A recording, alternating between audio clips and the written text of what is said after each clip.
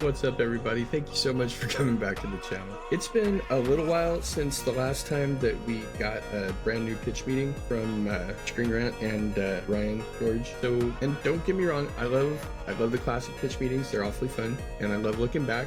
The last one was Nightmare Before Christmas, which is always awesome. But in the meantime, while we wait for a new one, I thought we would take a look at the last one, which I've never seen, so we could watch it maybe together for the first time right now, which is the Superman pitch meeting for the latest Superman with Cornsweat. I'm never gonna get over using that name as a Superman, Cornsweat. Really? Anyway, I saw the movie. I didn't think it was horrible. Let's take a look at this together. This is the pitch meeting for the new Superman with Cornsweat, added Cornsweat. 100% Cornsweat improved. See you in there. So, you have a new Superman movie for me? Yes, sir, I do. Oh boy, this is gonna be so dark and depressing. Actually, I was thinking the exact opposite. Oh, so you mean we're gonna include some jokes like, he's right behind me, isn't he? And, well, that just happened. Well, you know, hopefully a step up from that. Impossible. Those are the funniest jokes in the world. That's why Marvel uses them so much. I'm just thinking we make this a little more lighthearted and infuse some jokes here and there. Here and there? What does that mean? Everywhere. Oh my god. Let no scene go unjoked. Okay? So anyway, in this movie, Superman's gonna lose a fight for the first time ever. Oh boy, I can't wait to watch what that's gonna be like with my eyes and see it. Oh no, the movie starts immediately after that happens. Oh, but don't worry, sir. Superman's constantly gonna get his butt kicked in this movie. What? Just manhandled and woman-handled over and over again. All right. So anyway, with the help of Crypto the dog, he gets back to the Fortress of Solitude and gets patched up by robots and sunshine. Well, great. So then he goes back to the fight and gets beat up again by this dude. Who is this guy that keeps beating up Superman? Well, he's the Hammer of Boravia. Oh. Wow. Except he's not. Oh, he's not. He's actually a masked metahuman named Ultraman. Oh, he is. Kind of not. What are you Who is this guy? Well, see, under the mask, he's actually a clone of Superman being controlled by Lex Luthor. Because we need those.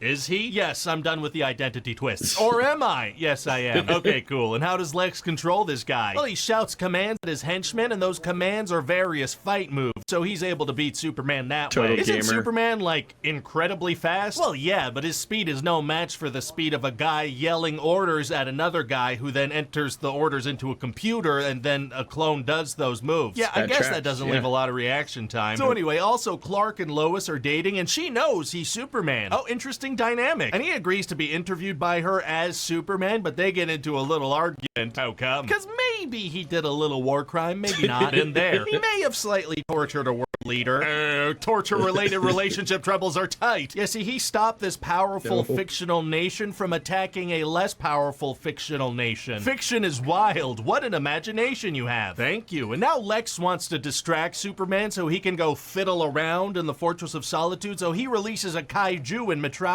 Extremely rude. So Superman wants to stop this thing without killing it, but then this trio of heroes called the Justice Gang pop in, and they just straight up kill the thing. Oh, the Justice Gang, huh? We should have them bicker about their name throughout the whole movie. What? That's one of the funniest things you can do in a superhero movie. That's why Marvel does that so much. Okay, I guess. So the Justice Gang is this Green Lantern, Guy Gardner, and then there's Hawk Girl, and then there's Mr. Terrific, the guy from Shark Tank. No, and so Lex and his goons, they decrypt this message from Superman's parents, and turns out they wanted him to take over the world, so they broadcast that to Earth. Well, how can they be sure it's not fake? Well, Mr. Terrific tells Superman he knows the guys that verified this, and they're legit. Well, couldn't Lex have bribed or threatened them? Impossible! Get all the way off my back about that. Okay, let me get off of that thing. So then another big monster attacks the city. Oh no, so what does Superman do? He lets the Justice Gang handle it. He's got to go talk about his feelings. Fair enough. So then he decides to explain himself to the world and reassure everyone he means them no harm. Turn himself in. That works too. And the government gives him to Lex, who shoves him in a prison cell in a pocket universe. How can he keep Superman in a cell?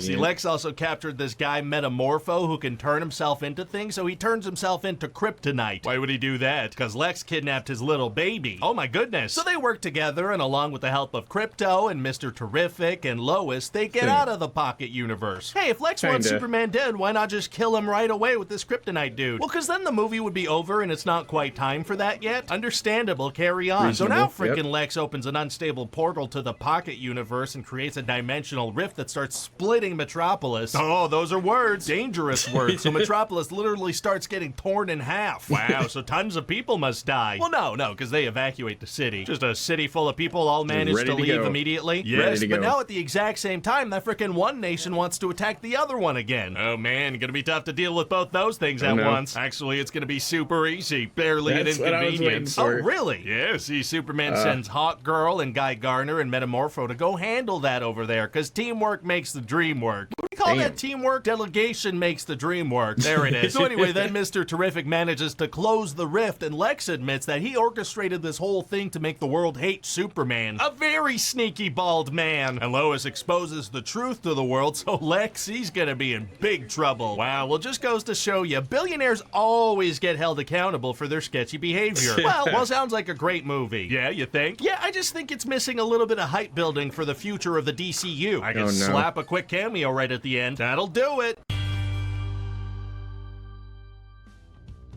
Hi, this is Ryan George from The Thing You Just Watched. Please enjoy this slideshow from The Thing You Just Watched. I remember that moment. Heartbreaking. Toe stubbing.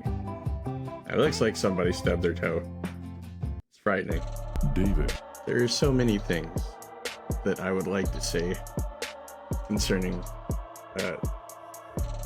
Superman in general. You know, it was an okay movie, but literally once again, Ryan is right on every single plot point. It's disturbing, but it was like, you know, it definitely could have been better. It could have been so much better, and I don't understand. Like, Guardians of the Galaxy was amazing, and James Gunn did great in that sandbox. Not everything can be family friendly, or not everything has to be family friendly, put it that way. But I definitely think that he swung for the fences on it. I'm curious to see what happens with the next movies, the next, you know, branch of the DCU. But I don't know. Bring back Zack Snyder. But thank you so much for being here. I appreciate you spending some time with us in here, and the next video will be out in a couple of days. I hope to see you then. Just be safe out there, watch over each other, because I love you guys, and I will talk to you guys at a time later than the present. All right, guys, be safe out there.